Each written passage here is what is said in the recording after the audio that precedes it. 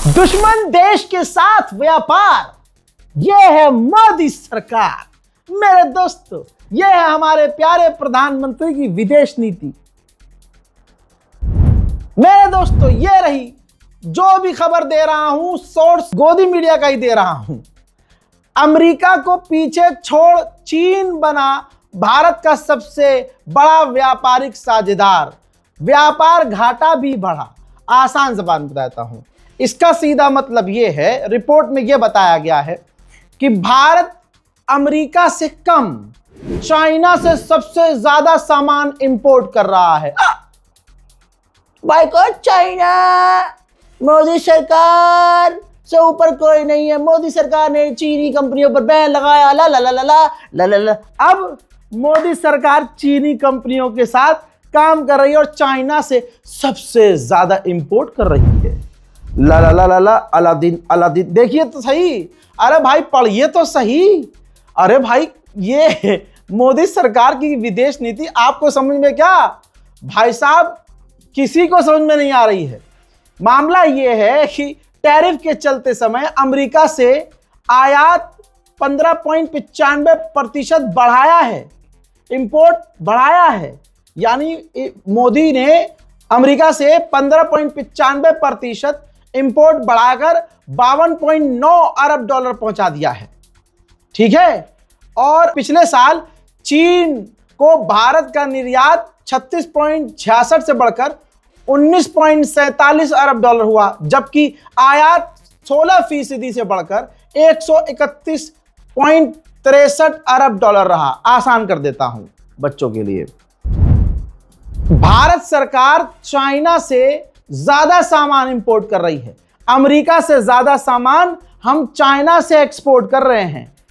कई यानी 16%, 1 गुना, 2 गुना, 3 गुना, 4 गुना नहीं, 16 गुना ज्यादा चाइना से हम सामान इंपोर्ट कर रहे हैं। नुकसान ऊपर से यह है कि हम चाइना को सामान एक्सपोर्ट कम कर रहे हैं।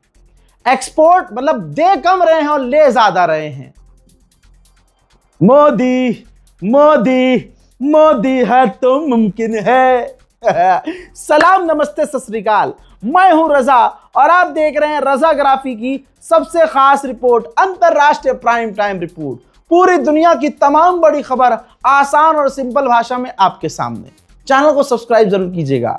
अब ये तो गोदी मीडिया की ही रिपोर्ट में छाप दिया गया है और मोदी सरकार का ये चेहरा क्लियर सामने है कि मोदी सरकार चाइना से भर भर कर सामान इंपोर्ट कर रही है, जबकि चाइना हमारा दुश्मन है।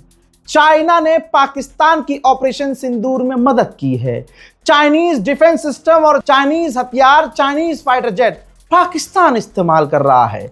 लेकिन मोदी मोदी मोदी है तो मुमकिन है। ला ला। देख रहे हो, दुश्मन से सामान भी खरीद रहे हैं। और यहां तक कि हमारा खुद का अरुणाचल प्रदेश, चाइना पिछले कई साल से उस पर हमला कर रहा है, ज़बानी वार कर रहा है। अब रिपोर्ट आपके सामने। जांगनांग चीन का क्षेत्र, यह चाइना ने कहा है।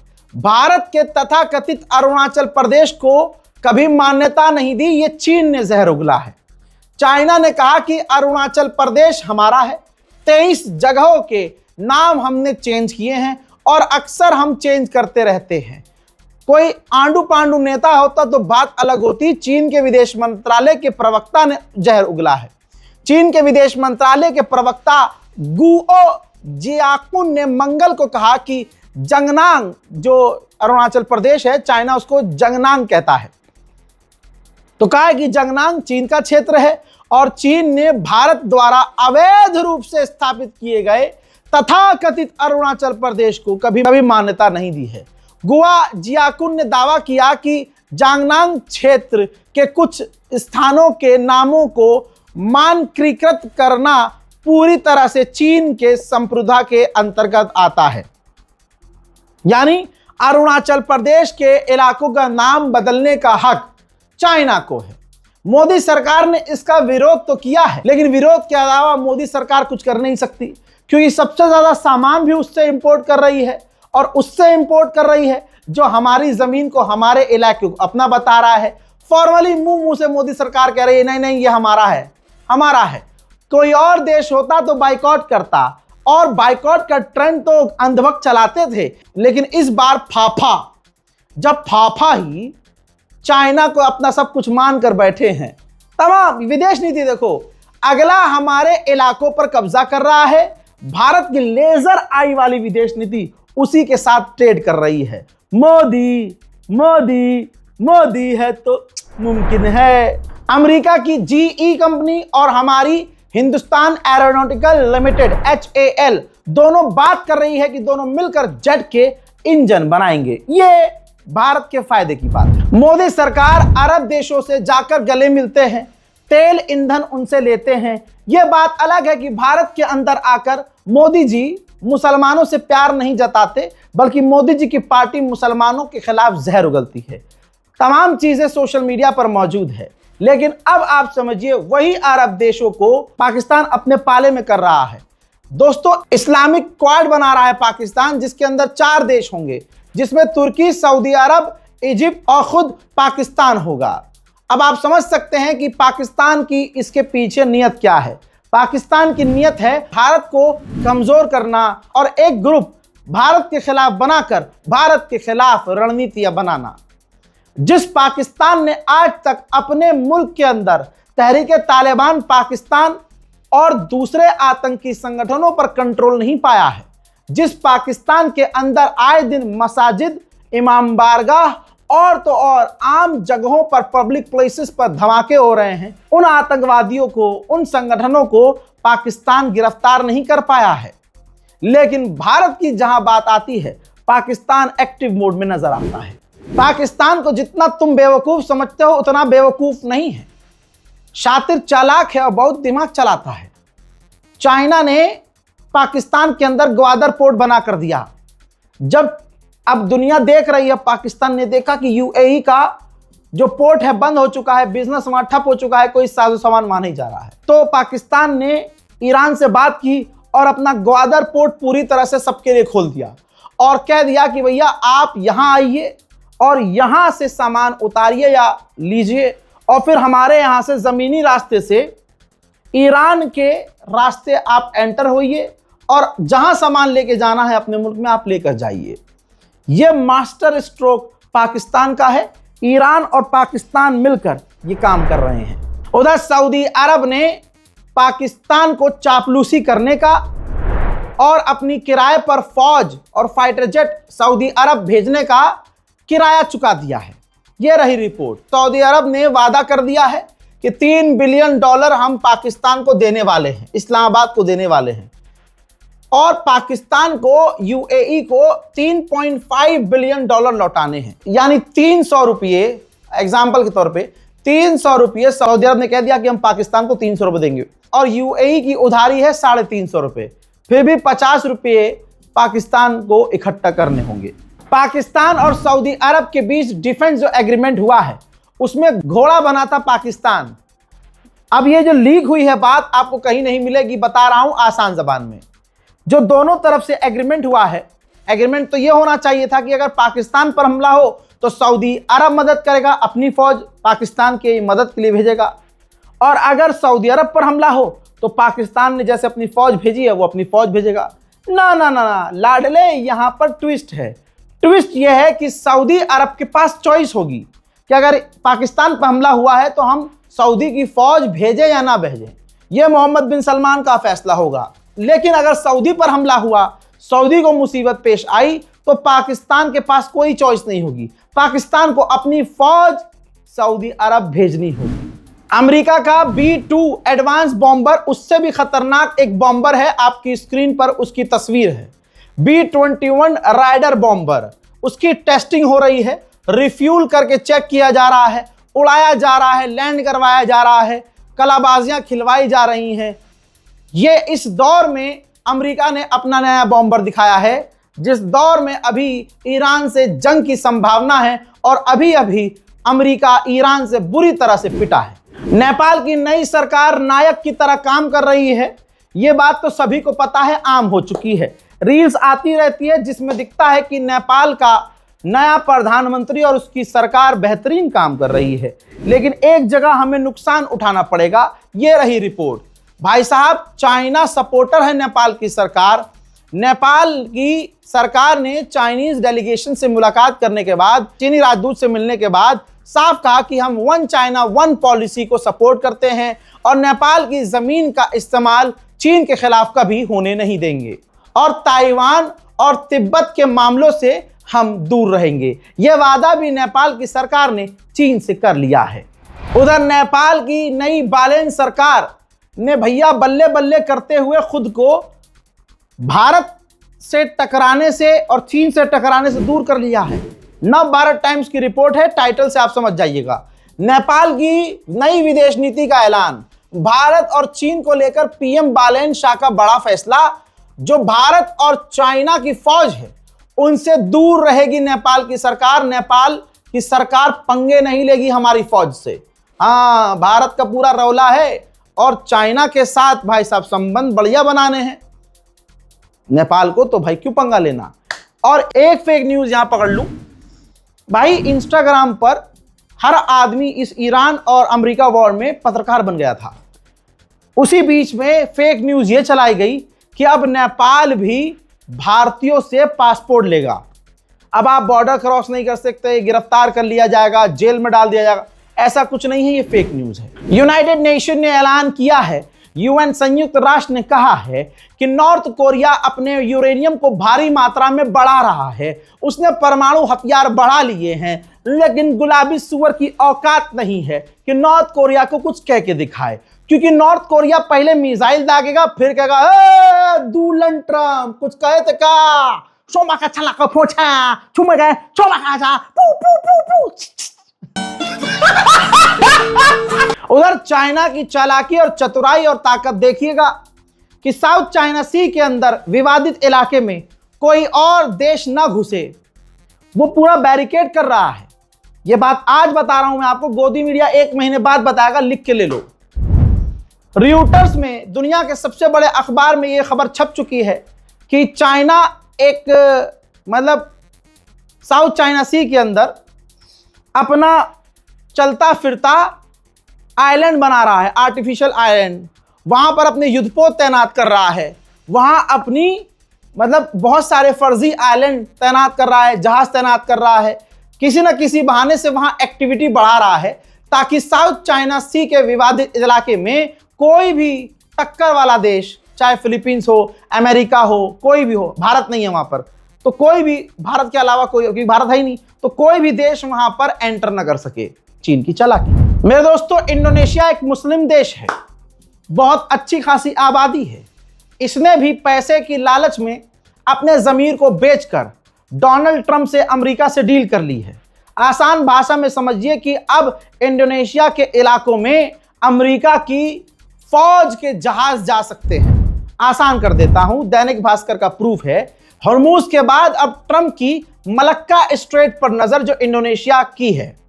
इंडोनेशिया से रक्षा डील कर ली है। अमेरिकी सैन्य विमानों को इंडोनेशियाई इलाकों में जाने की इजाजत मिल गई है। यह सीधा सीधा मुस्लिम देशों को, खासकर ईरान को, इंडोनेशिया का धोखा है। इस मुल्क की बात नहीं है, बात है पूरी दुनिया की। पूरी दुनिया में भाई शांति अमन है ही नहीं। लगता है 6.5 फुट की ही जमीन में, उस गड्ढे में जिसे कब्र कहते हैं, उसी में ही सुकून मिलेगा। पूरी दुनिया में अफरा तफरी का माहौल है। तुर्की में एक पूर्व छात्र ने, पूर्व छात्र का मतलब नहीं है बड़ा हो गया था, 13 साल के लड़के ने अपने स्कूल में जहां वो पहले पढ़ता था वहां घुसा, गोलीबारी की। उस गोलीबारी में 9 लोगों की मौत हुई। बाद में हमलावर ने, उस बच्चे ने खुद को भी गोली मारी। 2 दिन में दूसरी स्कूल में शूटिंग हुई है। बताइए दुनिया में कहां अमन शांति है भाई, हर जगह अफरा तफरी है। अभी ये क्लियर नहीं हुआ है कि उसने ऐसा क्यों किया। ब्रिटेन की मीडिया ने बड़ा खुलासा किया है और ब्रिटेन की इंटेलिजेंस के द्वारा यह खुलासा हुआ है। ऐसी बातें पहले भी आती रही हैं, लेकिन अब इस दुनिया में देखना क्या ही रह गया है भाई। अंतरिक्ष भी अब साफ सुथरा नहीं रह गया है।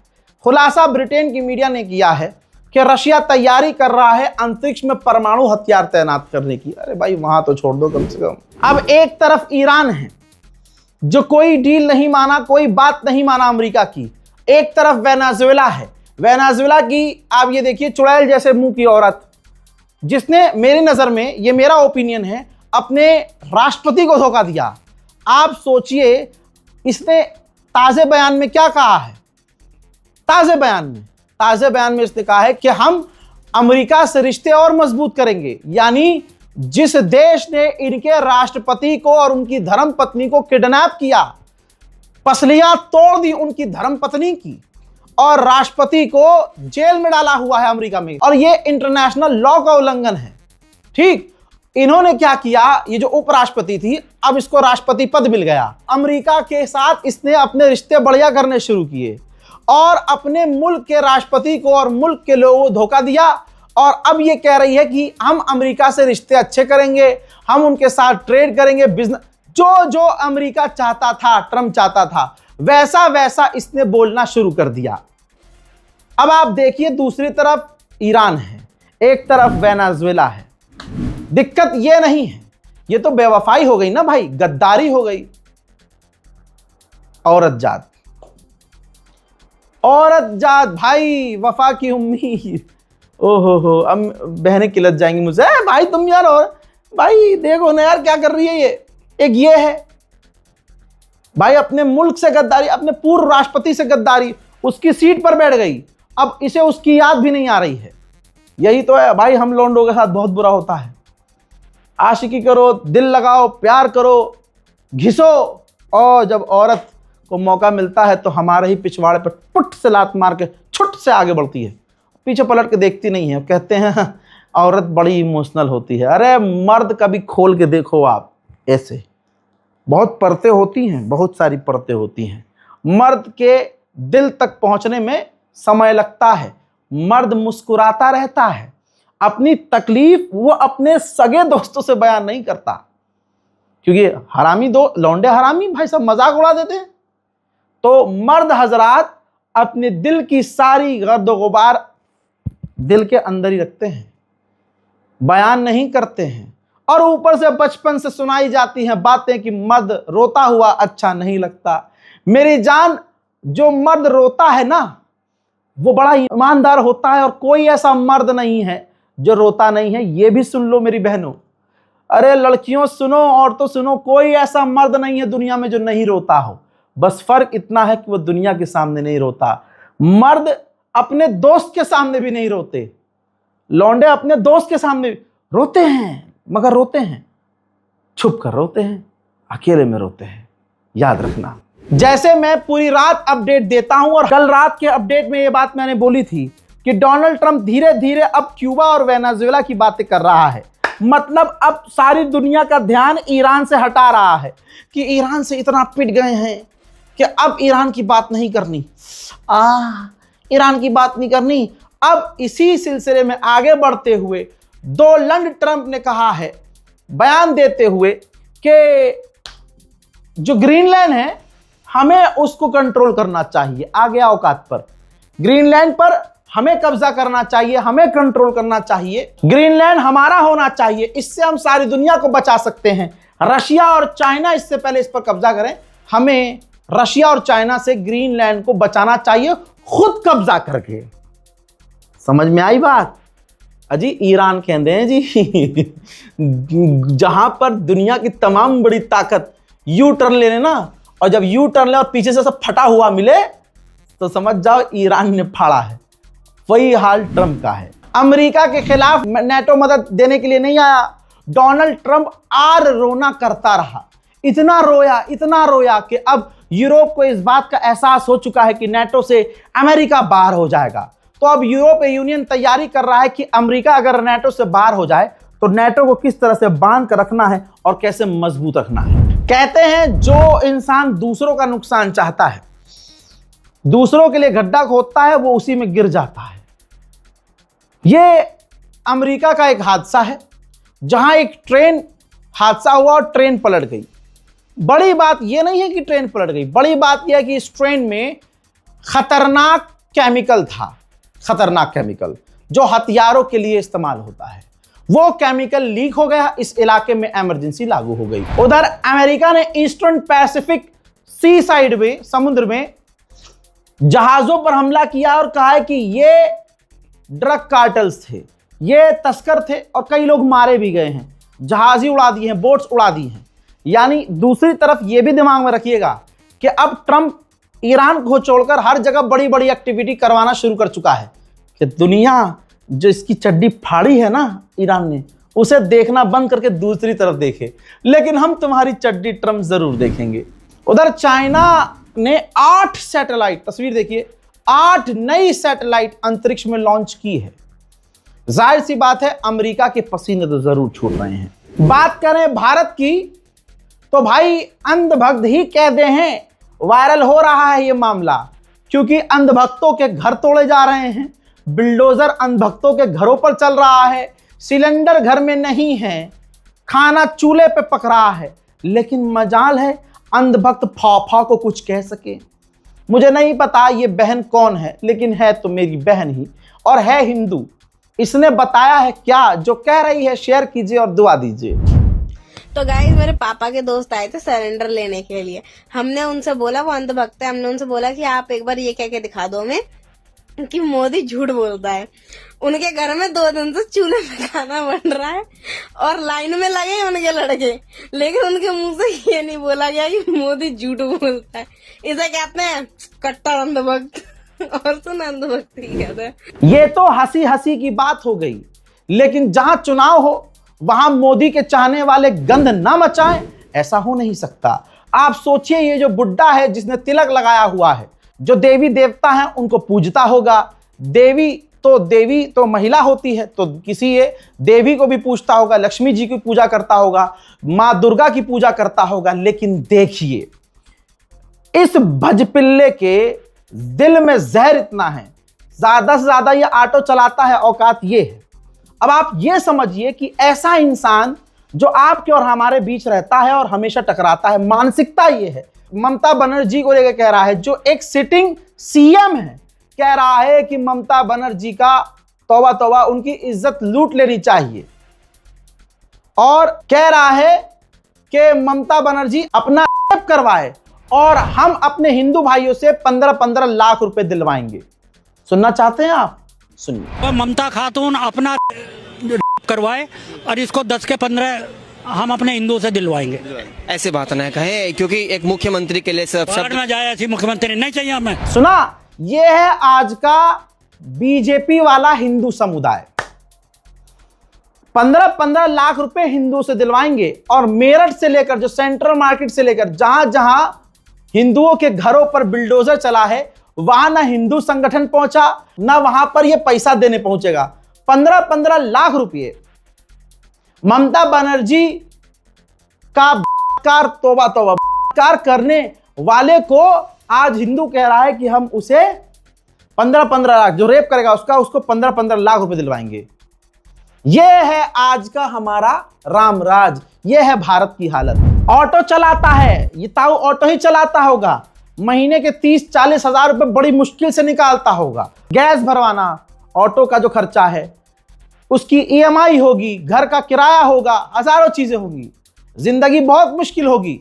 लेकिन नफरत इतनी, यहां तो हिंदू मुस्लिम एंगल नहीं है, लेकिन आप देखिए मोदी से प्यार करने का एक साइड इफेक्ट ये होता है कि वो इंसान, वो अंधभक्त दुनिया के हर प्रजाति से, हर धर्म से, चाहे हिंदू ही हो, भाई ममता बनर्जी मुस्लिम थोड़ी है, लेकिन नफरत उससे हो जाती है। ठीक, अब अंधभक्ति की जिंदगी देखिए। ये आपकी स्क्रीन पर जो बैठी हुई लड़की रो रही है, उदास है, ये बहन है हमारी अनन्या पांडे, बरेली की है। मोदी से इंस्पायर होती है, मोदी की फैन है। इसने एक रुपया जोड़कर वहां अपना एक छोटा सा बिजनेस शुरू किया। भाई बरेली में बुलडोजर एक्शन हुआ और हमारी बहन अनन्या पांडे, जो मोदी जी की फैन अंधभक्त है, भाई म्यूनिसिपल कॉरपोरेशन ने तोड़ दिया। और सिर्फ तोड़ा ही नहीं, इसका जो वो पूरा ठेला वेला था उठाकर ले गई। पूरी बात इनसे ही करते हैं। अनन्या, पूरा मामला क्या है? सर, अभी 3-4 दिन पहले करीब 2 बजे डेट मुझे याद नहीं रही अभी, तो करीब 2 बजे के आसपास वहाँ पे अतिक्रमण वाले आते हैं और मेरी अनुपस्थिति में सिर्फ मेरा ही स्टॉल वहाँ से जेसीबी में उठाया जाता है।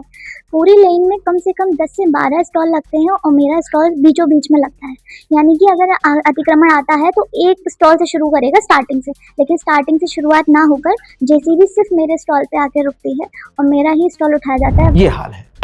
तो आज जितने भी मोदी भक्त हैं सबको बढ़िया ट्रीटमेंट मिल रहा है और मोदी जी इसमें कुछ कर थोड़ी ना, मोदी जी का कोई गुनाह नहीं है इसमें। मैं क्लियर बोल रहा हूं, जो हो रहा है कोर्ट के आदेश के। जब मुसलमानों का घर टूटता है और ये ताली बजाते हैं तो ये साथ में एक बात कहते हैं, मोदी और योगी का क्या इसमें काम है भाई?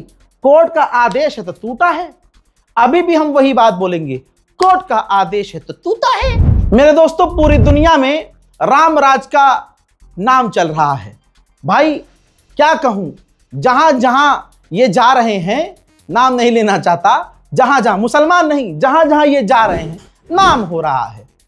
न्यूयॉर्क पोस्ट है, Indian passenger accused of raping women on flight to Australia. ठीक है, अब मैं बताता हूं भारत का नाम और भारत का ऑस्ट्रेलिया में डंका बजाने वाले का नाम क्या है। सुधीर कुमार चौहान, जो 55 साल का है।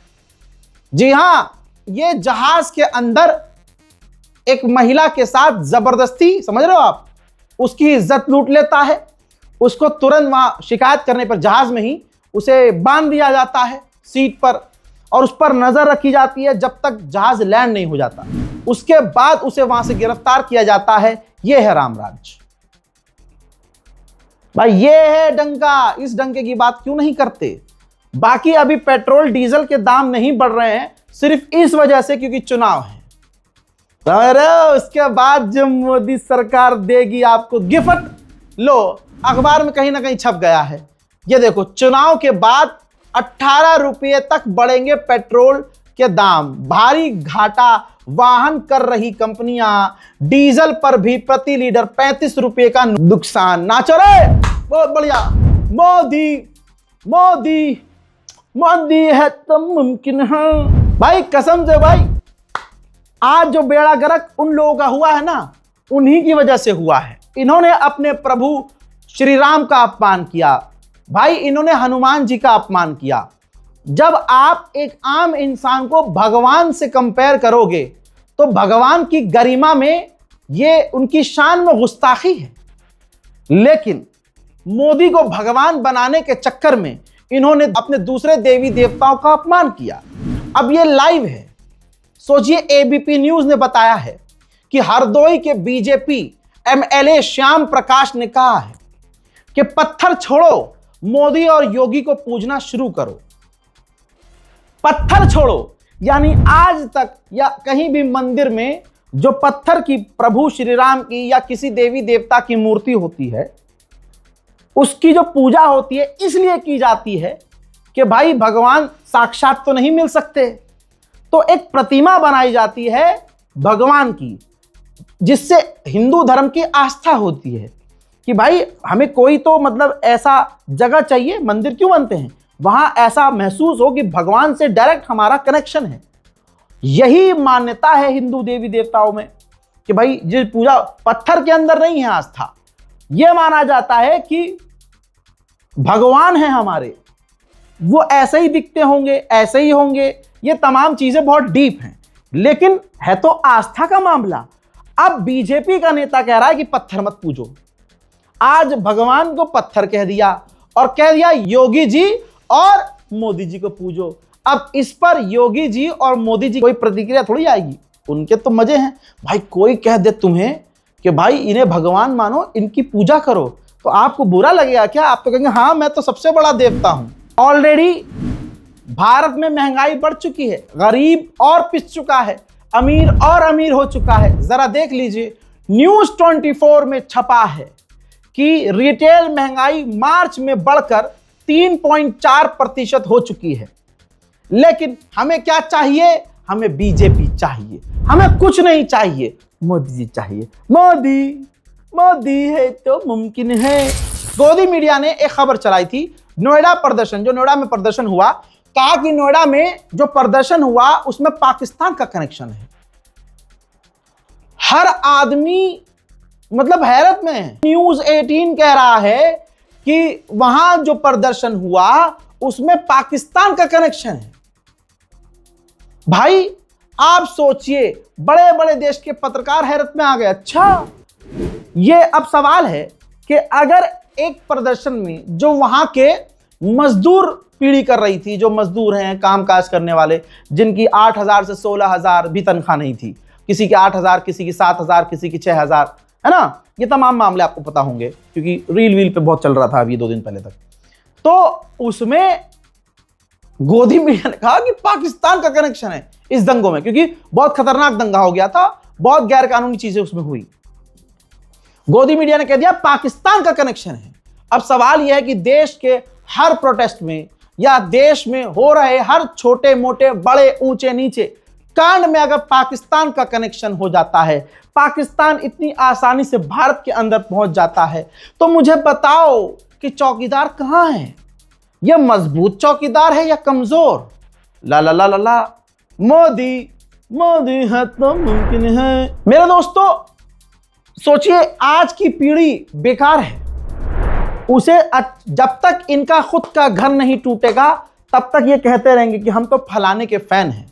जर्नलिज्म के स्टूडेंट तक, क्या कह रहा हूं, जर्नलिज्म के स्टूडेंट तक मुसलमानों से इतनी नफरत करते हैं कि वो खुद कह रहे हैं आज कि भैया मैं तो मोदी की फैन हूं, कुछ भी हो जो भी हो मैं तो मोदी फैन हूं, मोदी पगलू हूं, मोदी भक्त। देखो स्टूडेंट हूँ और जिसने राम मंदिर बनवाया है, चाहे वो कुछ भी हो, मगर वोट मैं बीजेपी को ही दूंगी। चाहे वो कुछ भी करे, चाहे घोटाला करे, फलान करे, ढिमकान करे, मुझे कोई मतलब नहीं है, मैं बीजेपी को ही वोट दूंगी।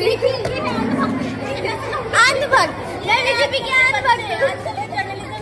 नहीं भाई, जिसने हमारा अयोध्या का मंदिर, राम मंदिर बनवाया, उसको मैं वोट जरूर दूंगी। अब आप सोचिए, ये कल पत्रकार बनेगी, कल जर्नलिस्ट बनेगी, तो ये पत्रकारिता करते हुए चाहे सरकार, मोदी सरकार कुछ भी नुकसान करे, कुछ भी गलती करे, क्या ये एज अ पत्रकार कभी सरकार से सवाल करेगी? करेगी, तब करेगी जब मोदी जी का बिल्डोजर, जब सरकार का बिल्डोजर इसके खुद के घर पर चलेगा। इस बहन से पूछो कि मेरठ से लेकर सेंट्रल मार्केट से लेकर जहां जहां तुम्हारे भाइयों के मकानों और दुकानों पर बिल्डोजर चले, जो खुद कल तक पिछले कई सालों से 10-20 साल से सिर्फ बीजेपी को वोट दे रहे थे, उनसे पूछो कि उनके दिल का हाल क्या है। मेरे दोस्तों, हिंदू समुदाय सिर्फ मुसलमानों को गरियाता रहता है, मुसलमानों को बदनाम करता है, लेकिन इनके घर का आतंकवादी निकल जाता है तो शांति होती है। आपको यह आदमी याद होगा, किसी गोदी मीडिया ने खबर नहीं चलाई ना डिबेट किया, भाई मोदी को कत्ल करने का प्लान किया गया था। अमन तिवारी याद है आपको? हाँ, इस पर मैंने स्पेशल रिपोर्ट की थी, लेकिन किसी और मीडिया ने नहीं चलाई वो खबर, क्योंकि ये हिंदू घर का, यानी जो गोदी मीडिया है, उनके घर का मामला था, उनके भाई का मामला था। अमन तिवारी ने CIA को, भाई ये बंदा आशा पदरी जो सिमरी में है, बिहार का इलाका है, वहां रहता था, पूरा इसने षड्यंत्र रचा था, CIA से पैसे मांगे थे और कहा था कि मैं 21-22 दिन में मोदी को कत्ल कर दूंगा, मुझे पैसा चाहिए। इसके साथ 2 और लोग गिरफ्तार हुए थे। सरकार ने प्रधानमंत्री के कत्ल की साजिश रचने वाले इंसान को, उसकी खबर को दबा दिया। गोदी मीडिया का कोई ये एंकर नहीं बोला, क्योंकि ये तिवारी था, ऊंची जात का था और इनके घर का मामला था। सब खामोश रहे, सब खामोश। यह है आज हिंदू समाज की असलियत। मुसलमान अगर चींटी पे पैर रख दे तो देखो जिहाद कर दिया, जिहाद कर दिया। और भारत के चुने हुए माननीय प्रधानमंत्री, सम्मानजनक प्रधानमंत्री, उसको कत्ल करने की साजिश तिवारी करता है तो हिंदू को बुरा नहीं लगता है। ठीक है, यह खबर नहीं बनती है। और आइए, रोज ऐसे मामले आ रहे हैं, जरा देखिए। उत्तराखंड का मामला, तहरीके तालिबान हिंदुस्तान का संदिग्ध एजेंट विकास कश्यप गिरफ्तार, पाकिस्तान के संपर्क में था। विकास कश्यप, तहरीके तालिबान पाकिस्तान, यानी आज जो पाकिस्तान की मुस्लिम नामी संगठन है, आतंकवादी संगठन है, उसमें हिंदू ज्यादा है मुसलमान कम। तो पाकिस्तान का एजेंट कश्यप निकल रहा है, ऊंची जात, मुझे नहीं पता ऊंची या नीची, लेकिन ठीक है निकल तो हिंदू रहा है। यह भी खबर इसलिए खबर नहीं बनी क्योंकि यह मुसलमान नहीं है, वरना आपके पड़ोस का हिंदू तुम्हें गाली बक देता। गोदी मीडिया के एंकर चाहे जहर उगलने वाली नागिनें हो, वो 4 इंच पिछवाड़ा निकालकर सीना आगे झुकाकर बालों को यूं हिलाकर रिपोर्टिंग करती और चीख चीख कर रिपोर्टिंग करती, लचक के, बल खा के, लहरा के, इतरा के रिपोर्टिंग कर रही होती कि देखो मुसलमान आतंकवादी निकले। ये इस्लाम में ऐसे कैसे? भाई मुसलमान जिहाद नहीं कर रहा, और ये जो तुम जिहाद बताते हो ये जिहाद नहीं है, जिहाद आंखों का जिहाद है, बुरा मत देखो। जिहाद मुंह का जिहाद है कि किसी को बुरा मत बोलो, अपनी जबान पर काबू रखो। जिहाद तुम्हें समझ में आए, ये तुम्हारी औकात नहीं है, हिंदुत्ववादियों तुम्हारी औकात ही नहीं है। जो असली हिंदू है वो जानता है। मेरे दोस्त थे 12 साल पहले एक कंपनी में काम करते थे, तिवारी अकाउंटेंट थे, तिवारी जी थे, और वो एक है संगठन राधे राधे जो बोलते थे, राधे राधे, ठीक है। उनके पूरे हिंदुस्तान में बहुत सारे जो है ब्रांचेस हैं, ठीक। वहां वो बातें सुनते थे, आते थे, मुझे बताते थे, वो भविष्य की बातें बताते थे कि आगे ये होगा, आगे ये होगा, और बल्कि वो मुझसे और प्यार करते थे, मुझे बताते थे कि भाई हिंदुत्व में ये है, हिंदू धर्म ये है, हमारे शास्त्र में ये लिखा है। अबे साथ में खाना खिलाते थे मुझे बिठा के, वो हिंदू थे। मुझे नहीं पता क्योंकि उस वक्त उनकी उम्र 70-75 साल थी। वो जहां भी हो अल्लाह उन्हें सलामत रखे, और अगर अल्लाह ना करे वो अल्लाह को प्यारे हो गए हैं, ईश्वर तक पहुंच चुके हैं, तो उनकी आत्मा को शांति मिले। लेकिन मैंने हिंदुत्व वहां से पढ़ा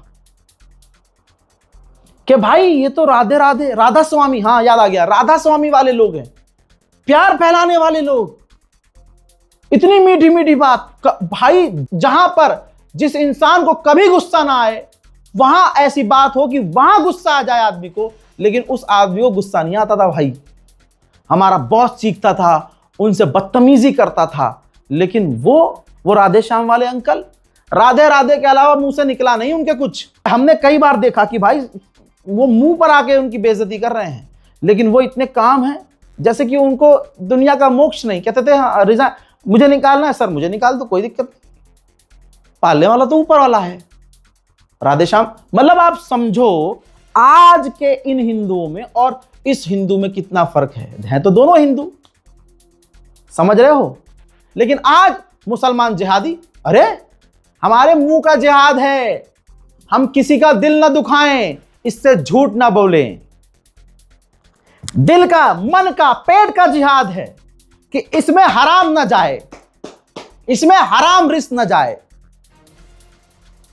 दिल का जिहाद है कि किसी का हम दिल ना दुखा दें, इस दिल में किसी के लिए गलत सोच ना हो, मन करे चोरी करने का, मन करे गलत काम करने का, मन करे शराब पीने का, मन करे जिनाखोरी करने का, लौंडियाबाजी करने का, गंदे काम करने का। उस मन को काबू करना, आंखों पर, जबान पर, दिल पर काबू कर लेना, इसे कहते हैं जिहाद अकबर। जिस दिन मुसलमानों ने यह जिहाद अपना लिया ना, तुम कहोगे भाई साहब अरे बाप रे बाप, यह होता है जिहाद, हमारा तो सारा प्लान ही खराब निकला। गलती तुम्हारी नहीं है, गलती हमारी है कि हम असली जिहाद नहीं कर रहे। हमारे जिहाद में तलवार नहीं है, मुसलमानों के जिहाद में ये गोली चलाना, कत्ल करना, ये सब नहीं है। और जितने इल्जाम तुम लगाते आए हो वो सब साबित तुम पर होता आया कि तुम क्या कर रहे हो। बहरहाल अंतरराष्ट्रीय प्राइम टाइम में नेशनल प्राइम टाइम भी आज पेल दिया गया है। दुआ कीजिएगा, रिपोर्ट को शेयर कीजिएगा, नफरत से दूर रहिएगा, मुल्क से प्यार करते रहिए, मुल्क को आगे बढ़ाने का काम कीजिए। एक दूसरे से, आप कोई भी हो, नफरत से जितना दूर रहोगे दिल में उतना सुकून रहेगा। जय हिंद।